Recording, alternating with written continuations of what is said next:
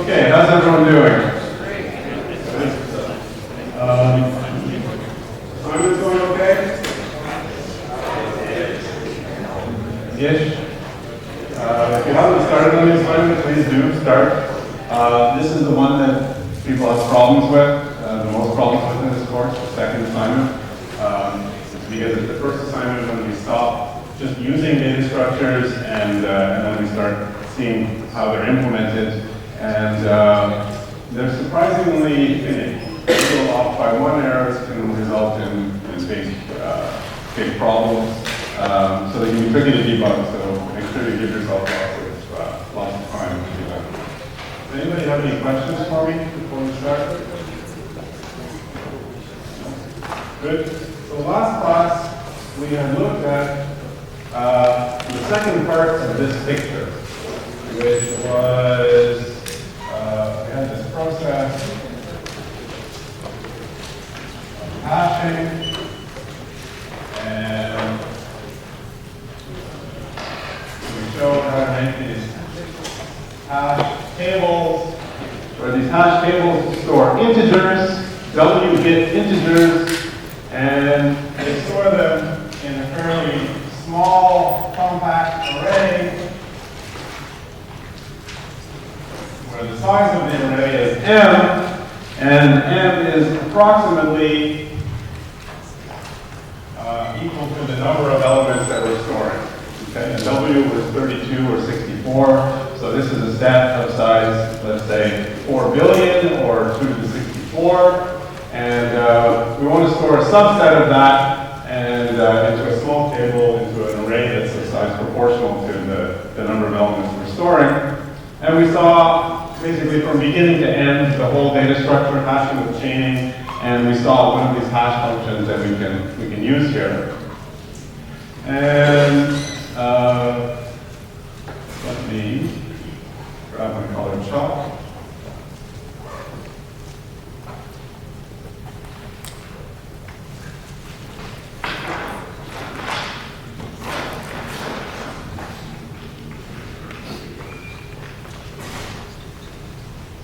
So there was some nice property of this function, which was the following, that if x was not equal to y, then the probability that the hash value of x is equal to the hash value of y, that was small, about as small as it could be some constant divided by x. So it's sort of like this hash function takes these elements and throws them into random table slots numbered between 0 and n minus 1. And, you know, if it did that, then the probability that two of them land in the same slot should be about 1 over m. This comes pretty close to that, some constant divided by m. And we saw the constant 2 is possible here using a super simple hash function that all it does is one multiplication and one right shift. So a very efficient way of doing this. Now, this is great if you're trying to store integers, but what if you're trying to store something else? Well, that's when the other part of this picture comes in, where you have something like objects or other stuff. And for those, if you dig into Java, you'll find that the object class implements a method called hash code, which returns an integer. So that's basically all it does. Hash code returns an integer, and in Java that happens to be a 32-bit integer. In other languages it might be 64-bit. But that's what it does. And now you use that hash code, and that's sort of the thing that you store in the table. That's what you use as the key in this hash table. And you know, so that means that whatever happens, whatever this hash table does, we've seen that there's a good way to implement that. It still relies on these hash codes being good. All right. So I'm going to show you at least one example today of a bad failure in Java in this hash code function. So let's maybe do that right now. So here's a little piece of code up on the projector here, which takes 100,000 long. So those are 64-bit integers in Java. They're encapsulated by the class long with a capital L, and stores them in a hash table. And the integers it stores are, let's say, 0 up to 199,998, all the even ones, less than, well, between 0 and 200,000. And then it searches, for the first 100,000 integers, so both even and odd. So 100,000 adds and 100,000 searches. So, and these are added to a set, and internally Java implements, using a hash set. So this is actually implemented using this mechanism of a hash table internally. Okay. So do you think this will be fast or slow? Yeah? Why is it adding in the search? Where is it adding? Here? Below search. Oh, sorry, that should be, yeah.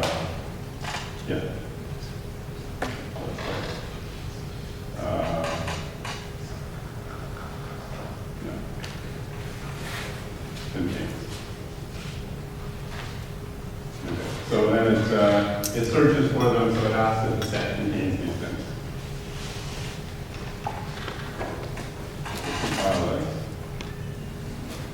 So fast or slow? Fast. So fast in this context means, I don't know, half second or something. Well, let's try it. So, super fast. Less than half a second to both add and remove. Or add and search for the stuff. So let's just change this a little bit. And instead of adding 2 times I, we will add 2 times I times some magic multiplier here. Instead of searching for I, we'll search for I times this magic multiplier. Now, should this make a difference to the runtime? It shouldn't. But it does. It makes a huge difference. In fact, it's still going. And we'll let that go for as well until it runs or until class runs out. But this illustrates that there's something seriously wrong with the implementation of this picture. Either there's something wrong with the hash table, or there's something wrong with the hash codes. And unfortunately, in this case, the problem is with the hash codes. And that's a big problem to fix because it means it doesn't matter how good the hash table implementation is on this side, we're going to have an issue because we're not getting good hash codes from these things. So what should it mean? I mean, what would it mean to get good hash codes? We know this hash function over here on the right, we know what it means to be good. If 2 things are different, then usually they end up in different table slots. So what would we like here on out of this hash code, and what would we hope for? What would it mean to be good? So hash code should basically have 2 properties.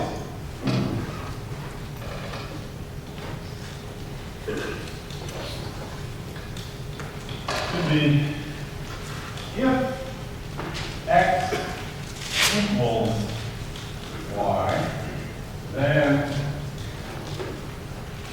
x dot hash code has to equal y dot hash code. So this is something that the hash code has to have for every pair x and y that are equal. But what we want in not, I don't know, not x dot equal y. So if x is not equal y, then what we would like is x's hash code is not equal to y's hash code. Now, let's think about this for a minute. Could we get it so that this always works? Let's say for long integers. So in Java, a long is a 64-bit number, and an int is a 32-bit number. So this here, over on this side in Java, this is 0 up to 2 to the 32 minus 1. But if you have a long, the longs can take on values in the range 0 up to 2 to the 64 minus 1. So this is a set of size 2 to the 64. This is a set of size 2 to the 32. So we are taking 2 to the 64 pigeons and we're shoving them into 2 to the 32 different holes. What's going to happen if we do that? What has to happen if we do that? Yeah. At least one of the holes would have more than one. Yeah. So if I take more pigeons than holes, and I shove all the pigeons into some hole, then there's going to be at least one hole that has more than one pigeon. It's called the pigeonhole principle. I'm not just making this up. And actually, more than that, there's going to be at least one hole, in this case, that has the size of this set divided by the size of this set, pigeons in it. And in fact, that means there's going to be at least one hole that has 2 to the 32 digits. So this hash code is going to be a huge, I mean, there'll always be a huge subset over here that ends up having the same hash code. There's no way around it, just because there's a lot more things over here than there are possible hash codes. So we can't have this. We can't always have X's hash code is not equal to Y's hash code if they're not equal, because there's just too many X's and Y's and not enough hash codes. So instead, what we try to settle for is something like this. Or more vaguely, something like X's hash code is probably not equal to Y. Formally, what we would really like is something like the probability that X's hash code equals Y's hash code. We would like that to be smaller than, let's say, some constant over 2 to the W. With the same line of reasoning here, that if these hash codes were really random, then the probability that 2 of them are the same is just equal to the number of different hash codes. So this is what we would really like formally.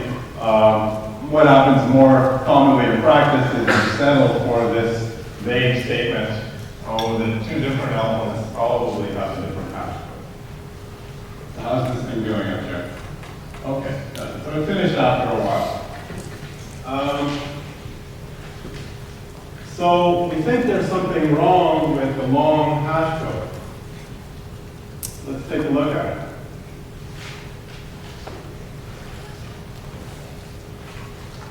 Here's the long class, documentation for it.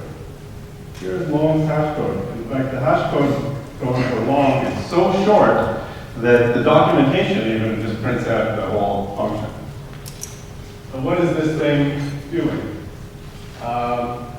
So it takes this 64-bit integer and XORs it with itself, right-shifted 32 bits, and then converts that to an int. So let's take a look at that. So if this is our 64-bit integer,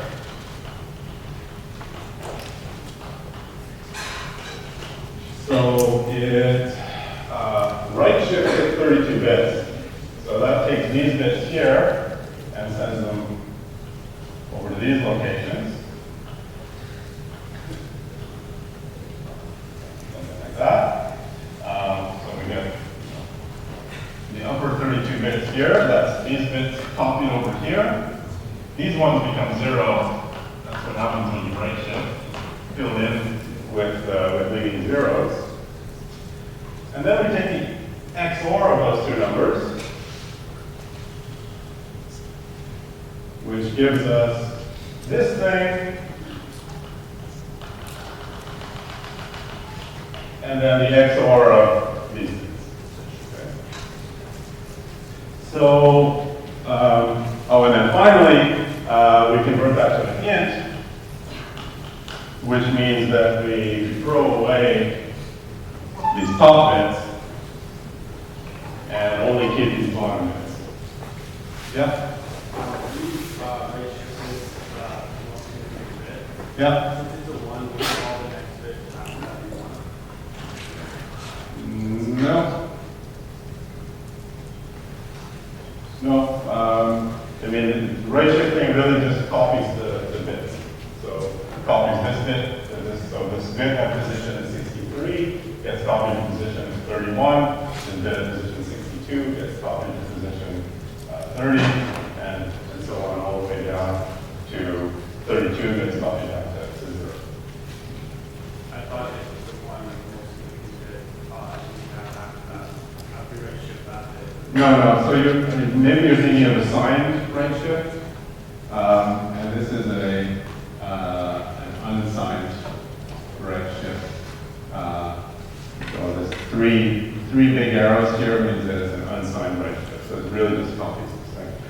Signed right shifting is a weird Java thing that only exists in Java. We don't usually do that.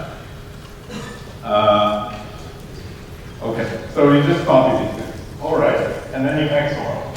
So let's take a look at the code that broke this thing.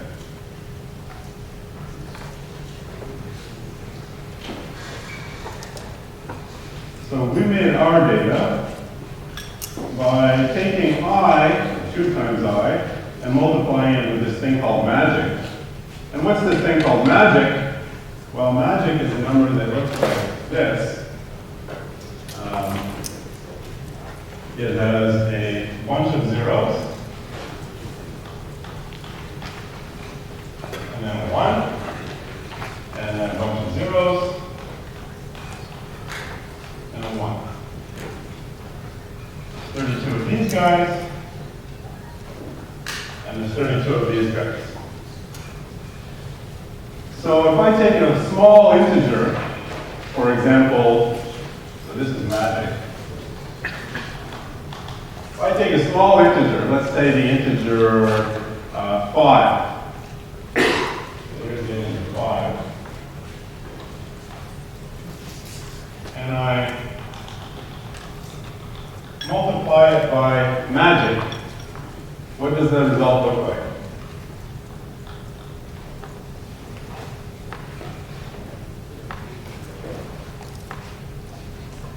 Yep. So it's like the same thing, but there's 101 for the Yeah. So right when I do multiplication, I take, let's say, the bottom number and I multiply it by the first digit here, so that's a 1. So anything times 1 is itself. Get a bunch of zeros. And then I take this one, that's a 0, so multiplying by that gives me nothing. This is 0, gives me nothing. And then finally multiplying by this bottom number by this 1 gives me another copy of this number. Just the same way you learn to do multiplication longhand, except that the numbers are binary now. Just a quick question, how many of you actually learned to multiply numbers by hand? Good, so that's not completely gone yet. And then you add these things, you add up all the rows. In this case, there's only 2 interesting rows. And so what you get is 101 and then 101. So 101. So that's what happens when you multiply these two things. You get a 101 in the first 32 bits and a 101 in the next 32 bits. So this number here that I'm hashing looks like this.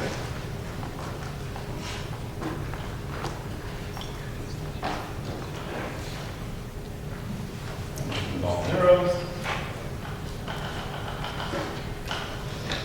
Okay, and so now I shift this number by 32 bits.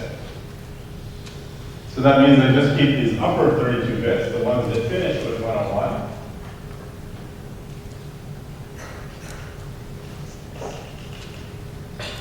And now I take the XOR of these two numbers.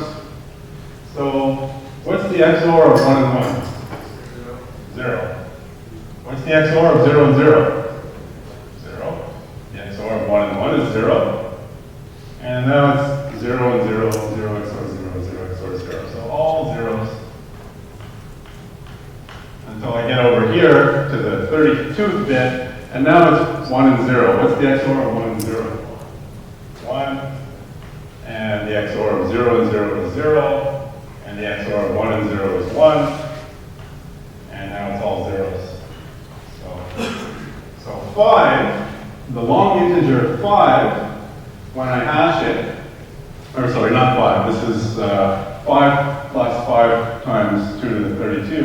When I hash it, it does this, so it gives me this number with these bits all equal to 0. And then the last step of the hash code is to convert to an int, which means you wipe out these upper numbers. So this number hashes to 0. So the hash code that comes out of this thing for that number is 0. Now, was there anything special about 5 here? No. Any number which is smaller than 2 to the 32, so any pattern of bits over here that is 32 bits would do exactly the same thing. And well, look at what I'm putting in the hash table. I'm putting in 0, 1, 2, 3 up to 100,000, or 0, 2, 4, 6, 8 up to 200,000, each one multiplied by this magic number. And so I'm putting in a bunch of numbers, and they'll all get hash code equal to 0. So that means in my hash table over here, I'm asking this hash table to store 0 100,000 times, which it does. It happily stores it. But it does the only thing that it can do with that, which is it puts all those things into a big list of 100,000 elements. And now when it's time to come and do searching, well, everything that I searched for also hashes to 0. And so every search then is just searching in a list of 100,000 elements, one step at a time. So Java implementers really mess up here. And they do this throughout the entire Java SDK. It's full of crap like this. Things where they make hash codes just by taking parts of this Java double class, that works.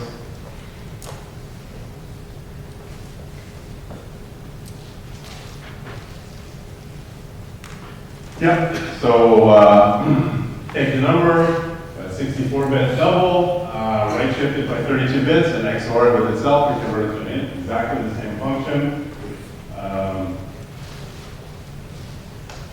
Java map dot, what's it called?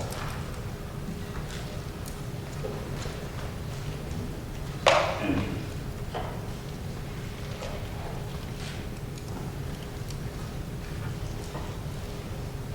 So look at the hash code for map entries.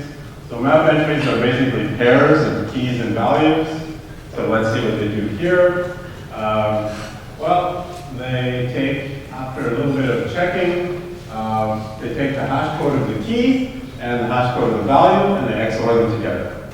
So that means if the key and value are the same, the hash codes are the same, like this rule here, they XOR them together, they get 0. So there's another fairly common thing, so think about this for a second. Is it likely that you have a map which maps keys, many values onto themselves? And well, I can think of one obvious application like that, which is some kind of dictionary or spell checker in which the dictionary contains not only all of the right, all the correct spellings of words, but it also contains misspellings and common corrections. So you might have, for example, the words that are in the dictionary map to themselves. The maps to the, read maps to read, and so on. But maybe this word here would map to the correct spelling of read. But that still means that every correct word in the dictionary will map to itself. So there'll be a whole dictionary full of words that all have hash code 0. A whole bunch of entries that have hash code 0. So they really messed this one up. Browse around, you can find lots of these things. So you might say, oh well, so what? You don't have this strong guarantee that the probability that 2 hash codes are equal is small, but it's still like you kind of cooked up this data that all had hash code 0. Maybe that never really happens in practice. Maybe, why would anybody put in numbers like this into their into a set? Well, these kinds of things can creep up fairly easily, but there's another reason somebody might do this, and that's just maybe that they don't like you. Maybe they're mean and they want to break your set. In fact, in what context might somebody be mean like this and want to make your set really slow? Yeah. We can use this in the So I've watched this now, I mean, it's still boggling to me that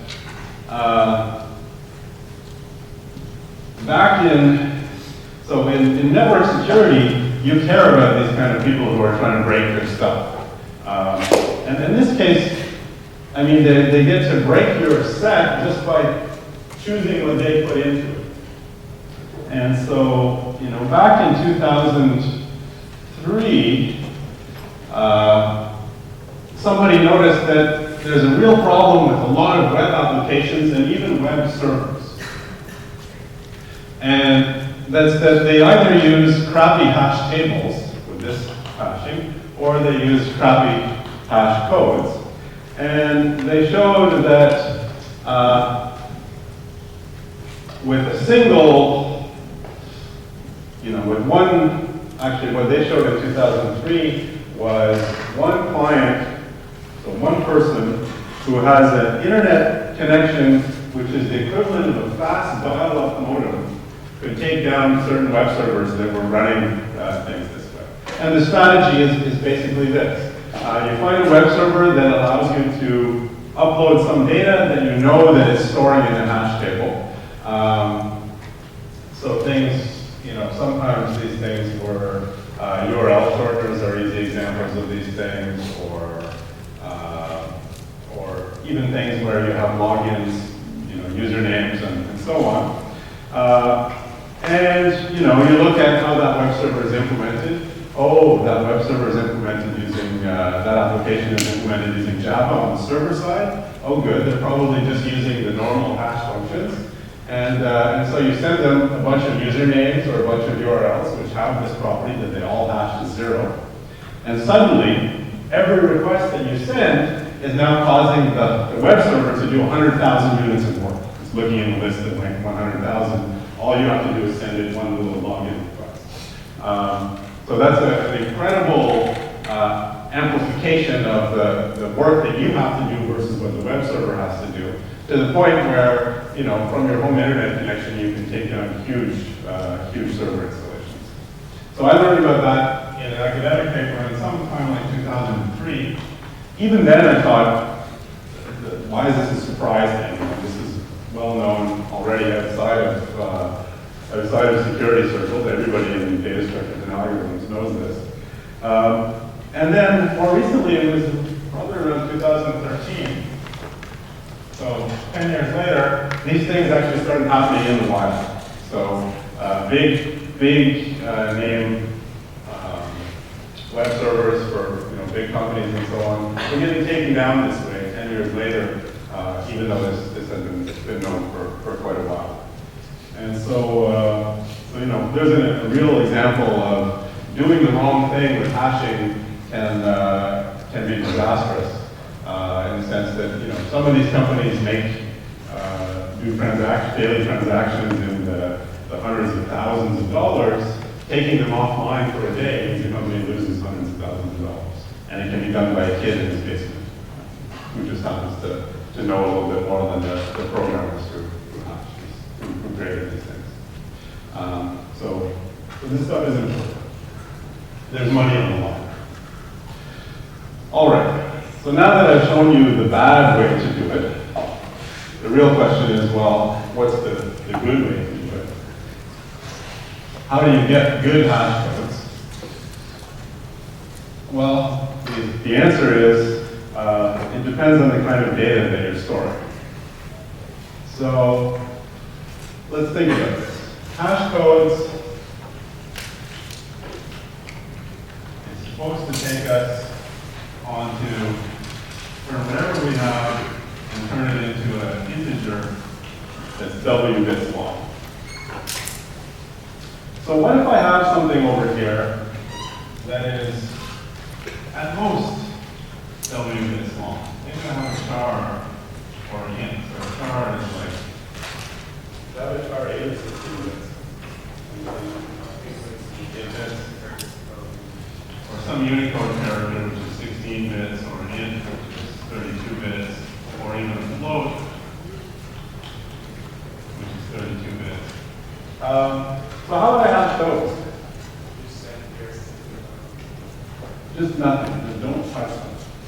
they already have exactly the property that you need, right? The hash code is this thing itself interpreted as an integer. Those bits, use them as the hash code, right? It has the property. If two things are not equal, well, then their hash codes are also not equal. And if two things are equal, well, their hash codes are equal because we didn't change them at all. So they're perfect. So easy to solve this problem. This is super easy. If the left-hand side is less than or equal to 32 bits. And that's even true if you had maybe something which was a pair of shorts. So shorts in Java is 16 bits. Even if you had two of them, well, you know, let's say your data is short A, B. Well, how would you turn that into a good 32-bit hash code? Well, you have two parts. It's an object that has the only two values that matter are A and B, and they're short. So how would you, yeah, you kind of just don't mix them together. Turn them and pack them into 32 bits. Lots of ways to do that. You could go, for instance, take A, convert it to an int, and left shift it by 16 bits, and then for that would be, that'll do it. All the order of operations is right. So take A, move it 16 bits over, and then for that would be, and you get A followed by B, all nicely packed into a 132-bit integer. And certainly the same thing is true. If you have a pair of these guys which are equal to some other pair, then their hash codes are still equal because it's the same data. And if they're not equal, their hash codes are different. You can also pack four characters into a hash code this way. So strings of length less than or equal to 4, for example, you can do. Okay. Now, the real challenge starts when you get a bigger base. So let's say more than 32 bits. And that's when it gets interesting because that's when you can't give everybody a separate hash code. You have to, there's going to always be pairs of things that have the same hash code because there's more things than there are hash codes. On the other hand, you're not always storing all possible values of these things. You're only storing kind of, so you're not typically storing 4 billion of these things. You're just storing a few of them. So that, you know, there's hope for some hope. Well, in this case, what you want to do is maybe use the same idea that we already used over on this side of the picture when we computed h of x. And I'll just show you the one possible formula that you can use. And because it's probably one of the most efficient, and we'll leave it at that. We won't prove, we'll tell you how good it is, but we won't prove it. So let's say my object has parts x1, x2, x3, up to xk. Then what I'll do is take x1 times z1 plus x2 times z2 plus 3 times z3 xk times zk. Take all of that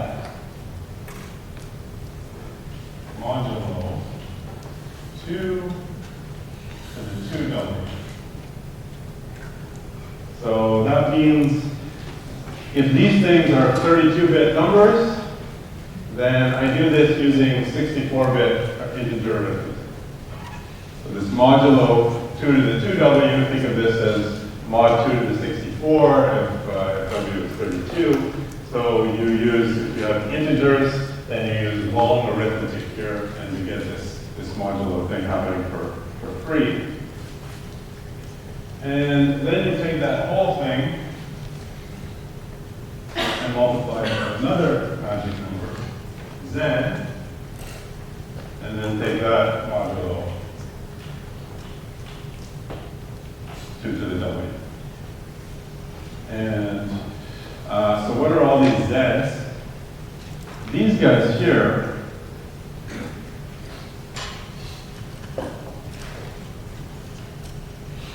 are random, and this guy here is a random. Actually, let me just check on that.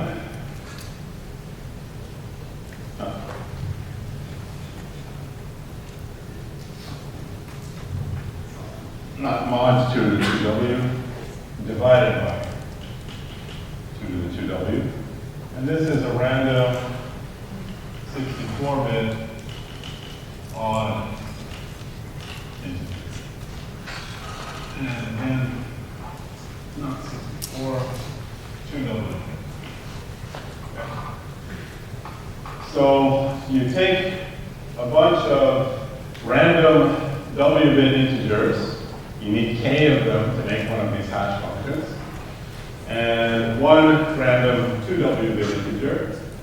And the way you hash this thing, if it has some object that has parts x1, x2, x3, up to xk, well, you get, assuming those can already have good hash codes associated with them, usually because these things are just 32-bit quantities,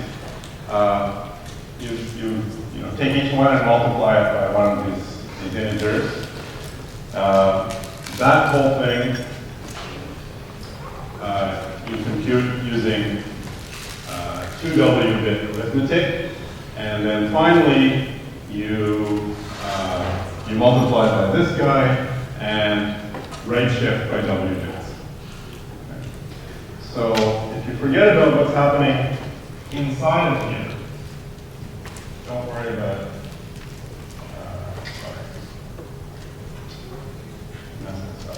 this is mod. This is the diff. If you forget about what's happening just inside of here, then this looks like the multiplicative hashing that we've seen before. You take an odd, big odd integer, you multiply it by the thing that you're trying to hash, and then you right shift to keep the bits that you want to keep. So this times this is big 64-bit integer, which you right shift by 32 bits, gives you a 32-bit integer. And then these guys here are just multipliers. So they're just the way you combine the pieces. And if you use this hash code, then you can read about it in the book, but you have two things, A and B, that are different. So A looks like this, B looks like this, and somewhere these things are different. So xi is not equal to yi at least once in these things.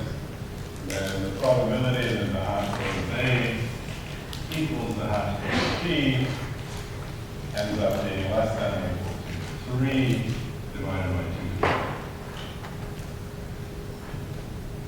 So translating that into 32-bit hash codes, it's about 3 over 4 billion. There's a chance that two things that are different get the same hash code. So these guys here are random. So this is what they should have done, for example, for longs, is the long hash code really should be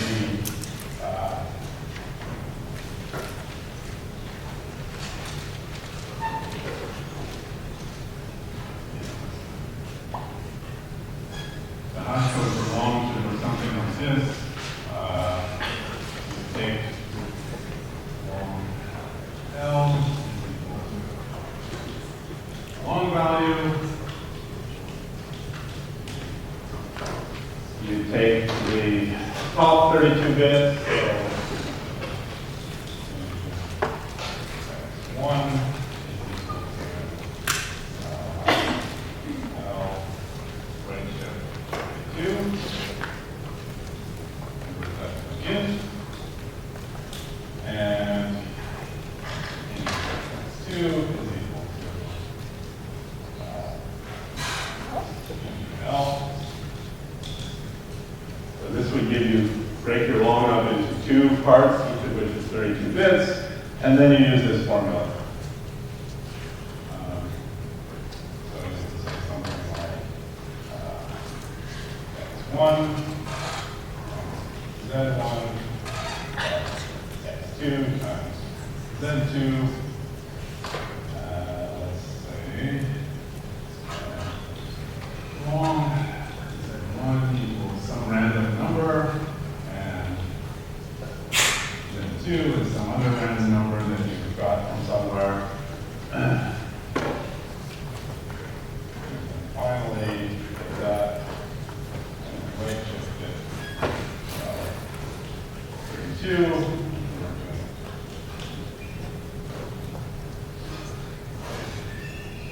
Return that. So something like that. That's the way that hashing should have been done for longs in Java.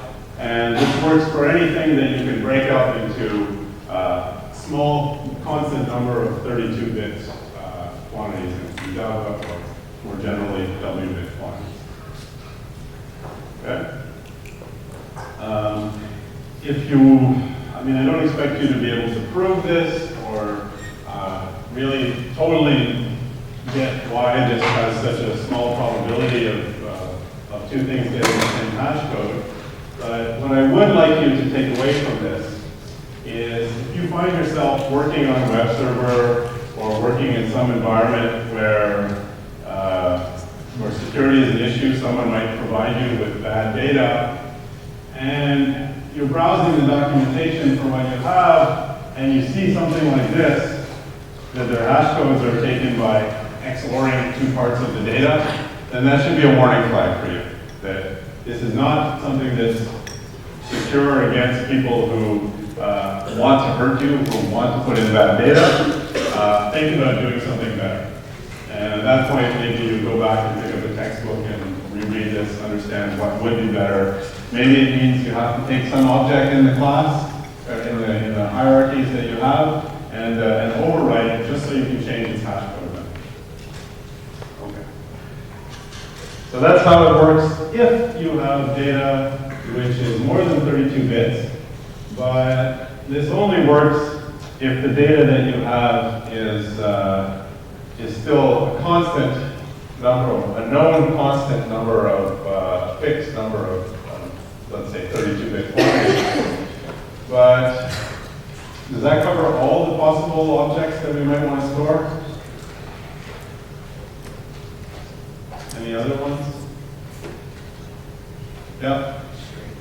So strings are an issue, right? Strings, we can't say that strings only have k or some constant k characters in them.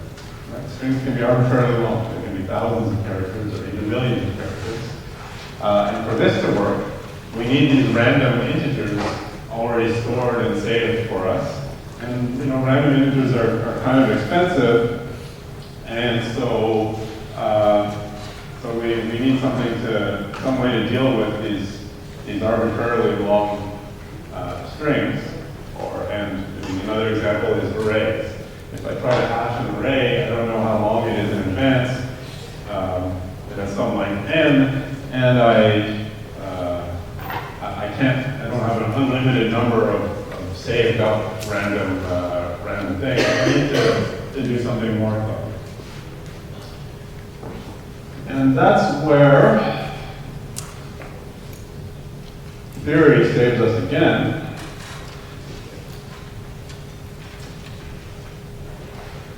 So let's make sure I get the notation right. So, how many of you know what a polynomial is? Yeah. What does a polynomial look like? Something like,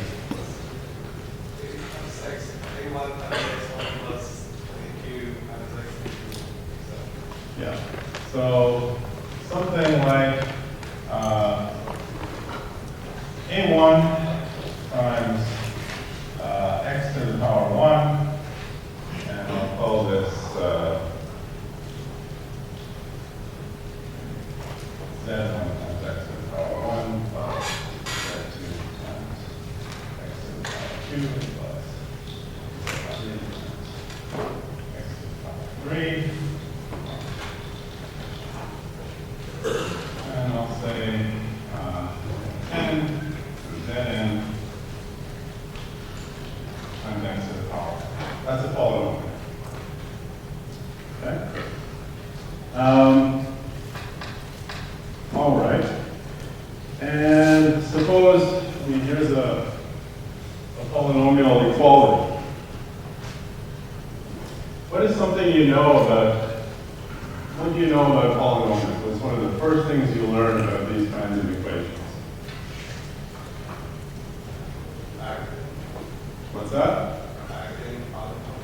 Okay, so when you factor them, what happens? You get half the number of terms each with one less.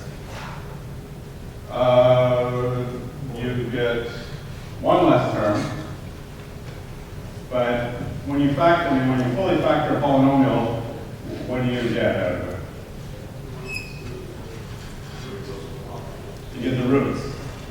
So the number of factors and the number of roots actually is the same. Because the factorization looks like this: x minus some root times x minus some other root times x minus some other root, and so on, right? And then the only thing that, the only way to make this polynomial equal to 0 is by choosing x's to be these roots. One of these then becomes 0 and the product becomes 0. So the main thing about this is that a non-trivial polynomial of degree n has only, has at most n solutions. Or if you don't like solutions, call them roots. There's only n ways, and most n ways to make it 0. And that's true.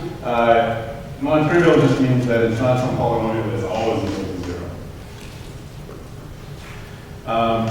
Okay, so that's good. Maybe that's somehow useful to us. Here's something else that's kind of interesting. Is if I take one of these polynomials, so this is the u learned, and I take it modulo some number p, which is a prime number, and maybe there's some conditions on the sizes of these things, then the number of solutions doesn't increase. So it still has, at most, n of these solutions. So you don't get more solutions this way. And this is nice because it means we don't have to work with big numbers, because every time we add two numbers together, we can take the modulo p and then keep them small and work that way. Okay. So somehow we would like to use this as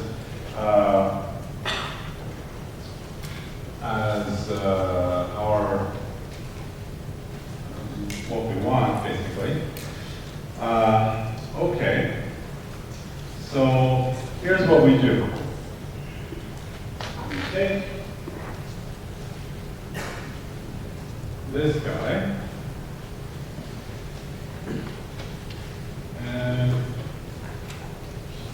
we'll pick this guy to be random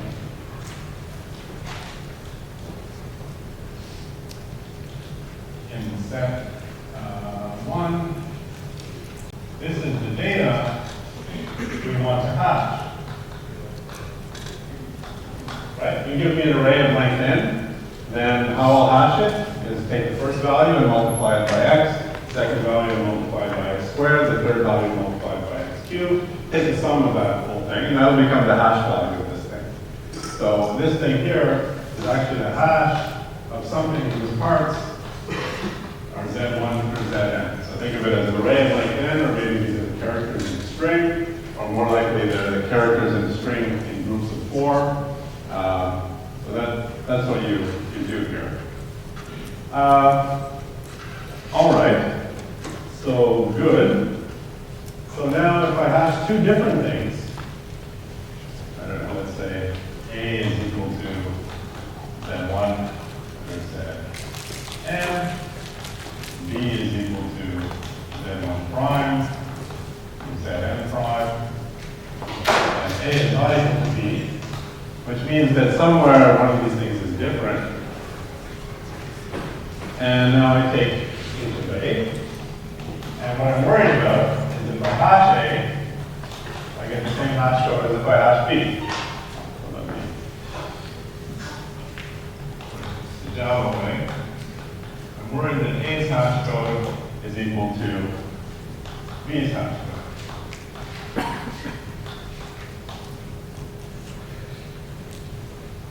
Well, this equation here, A's hash code is equal to B's hash code. That's like saying A's hash code minus B's hash code is equal to 0. Now, A's hash code is just given by this polynomial here, right? This is a polynomial of degree n.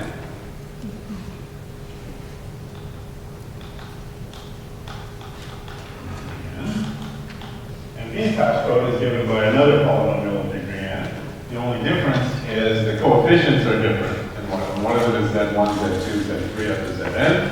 And the other one is z1 prime, z2 prime up to zn. This is also a polynomial of degree n. So if I have a polynomial of degree n and I subtract the polynomial of degree n, what do I get? Yeah. What's that?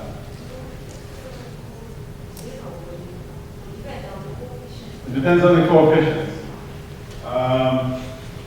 But do I get a polynomial of degree 2 times n? Can I get a polynomial of degree bigger than n? No. So when I take this thing, I get some polynomial of degree less than or equal to n. Maybe it's n, maybe it's not. That would depend on whether actually these two terms are the same. Z1n and Zn and Z prime n are the same, so the last two values in A and B, then I would get smaller polynomial. But that's fine. Okay. Is this going to be a polynomial which is trivial?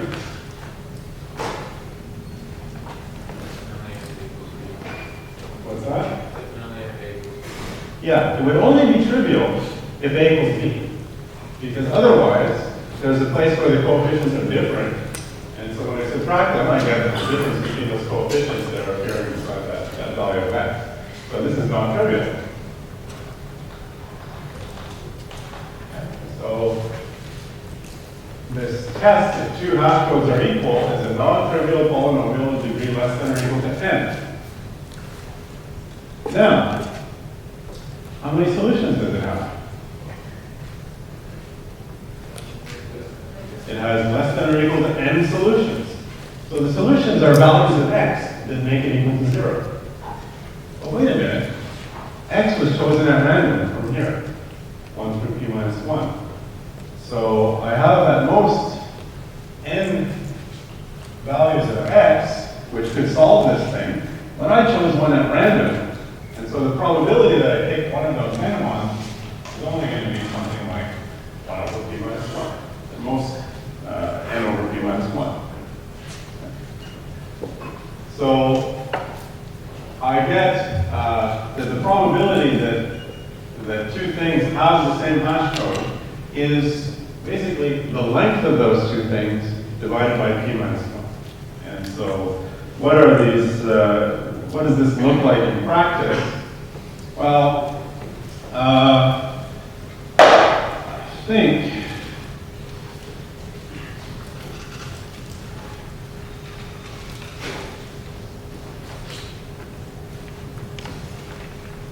so somewhere very close to 2 to the 32, it's 2 to the 32 minus something small, I forget.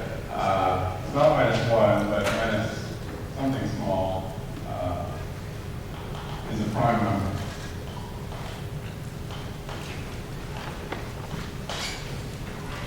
Okay? So I can use that prime number as this value p. And now I pick a random x to use. And now I can use this to hash anything.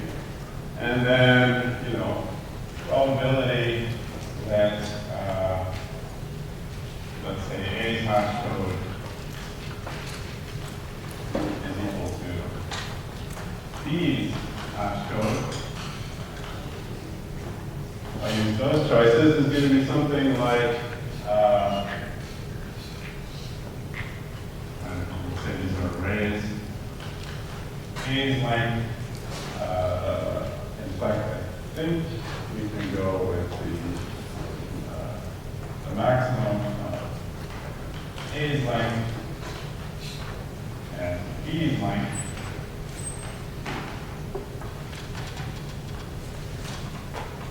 divided by P, which is about 2 to the 32 times 0. So, you know, the probability that two things get the same hash code, let's say they're strings of length 1,000, is about 1,000 over 4 million. So about 1 in 4 million that this will happen.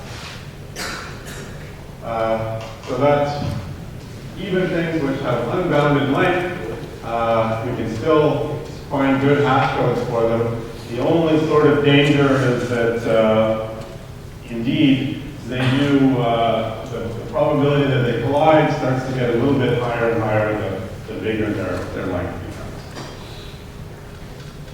becomes. So you can play with that a bit and work with different things, like maybe you're not satisfied with this, and so you would work with 64-bit arithmetic, and I know that there's a prime very close to 2 to the 64 as well.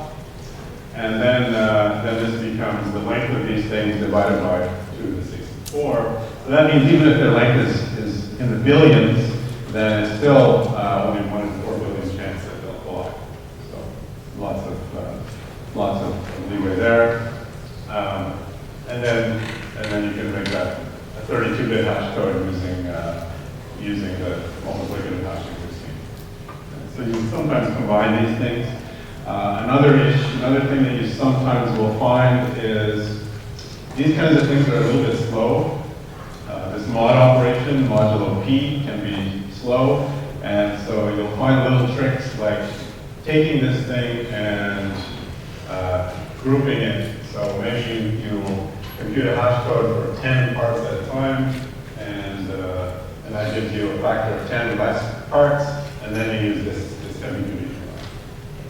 So we've seen, you know, we saw how we can handle it if it has 10 parts or 5 parts or any constant number of parts. So we can use that to shrink the data. So lots of stuff there. If you're interested, I encourage you to read the book, but we're not going to try and prove any of these things beyond this kind of proof here. We're not going to try to prove, for instance, the fundamental theorem of polynomials for modular prime fields. Okay.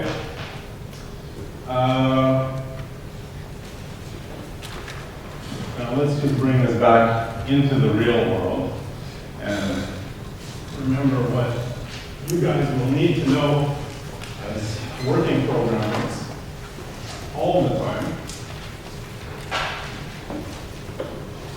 And that is this relationship, how to somehow assimilate this relationship between equals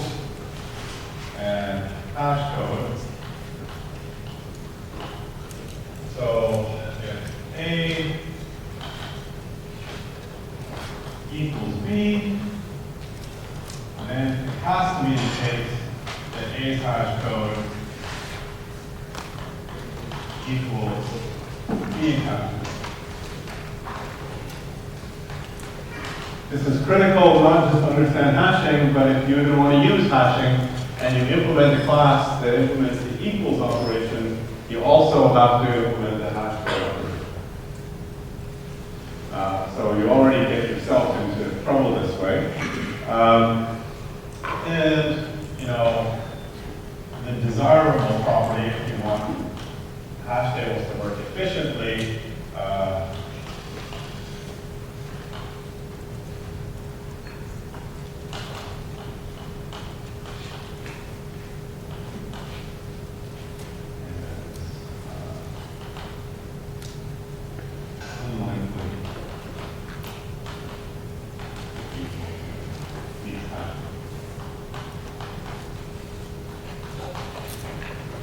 so the first requirement is strict. You cannot avoid this. If you implement equals and you don't implement hashing in this way, then you're in trouble. You've broken things. This one is a performance requirement that if you don't do this properly, then there's a good chance that you're using a set to store these objects will be slow.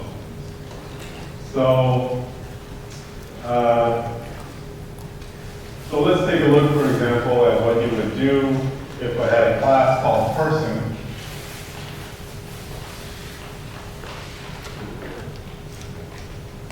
And, you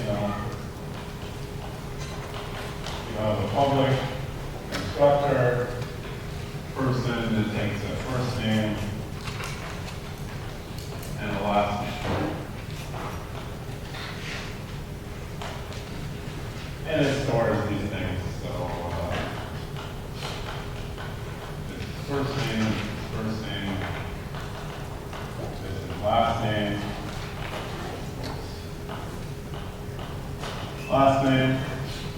and you have an equals method.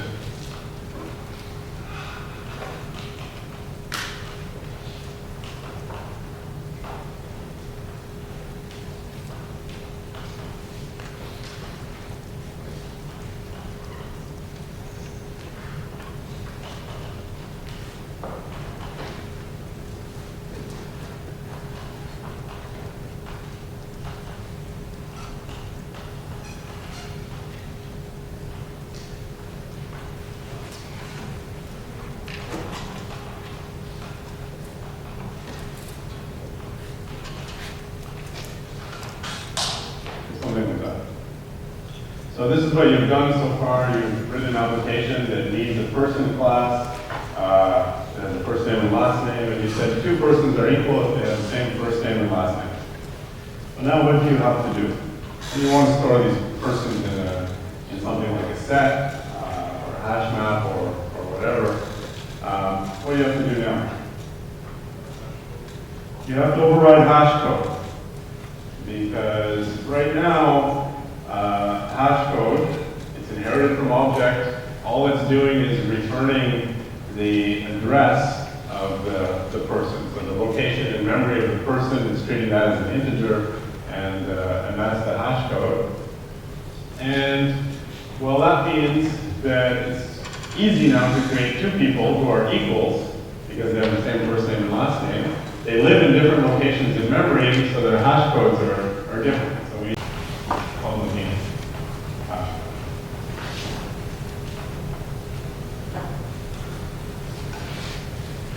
So what would we do in this case?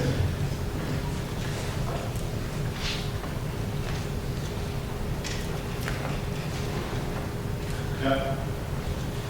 Again, compare, how you compare this to the first and the last one, this is going to be considered, and all is going to be considered. What do you mean? Hash code doesn't take, just has the receiver as an argument. There's no A and B. So I have this person has a first name and a last name, and I need to make a hash code for this person. Yeah. You just hash code the first and the last name together. Okay.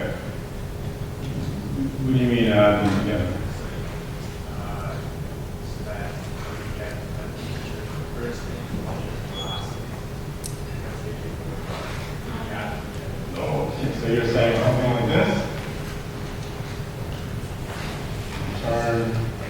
first name's hash code plus last name's hash code.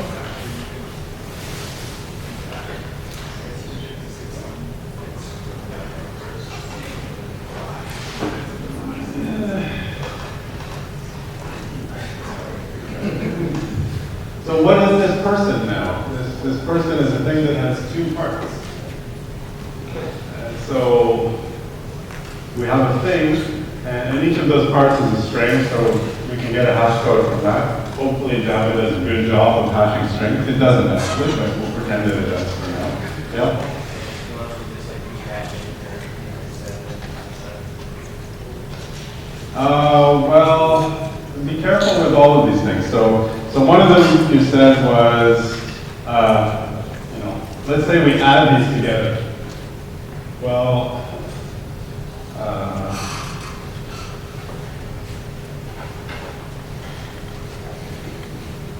if we just add these things together, then let's look at one example of, first name Peyton, last name Mandy.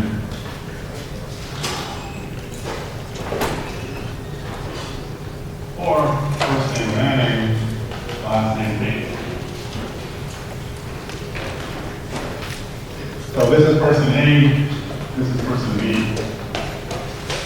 If I get hash codes by adding together the hash codes of the strings, well, addition is, order doesn't matter, right? So these two guys will get the same hash code. So reordering the names will give you back the same hash code. Yeah?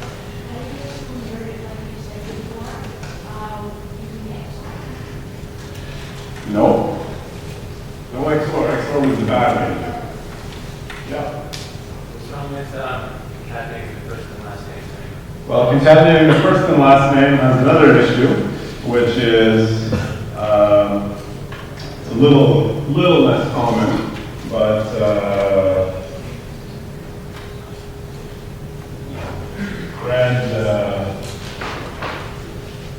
Fred Ricksmith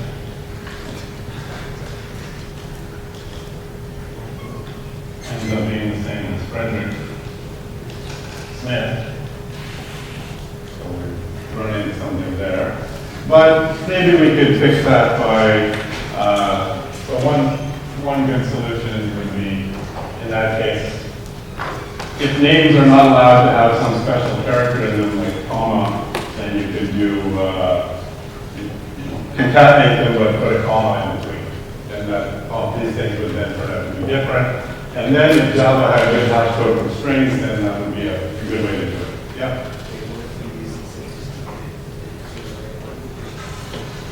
Yeah. So you just treat this thing.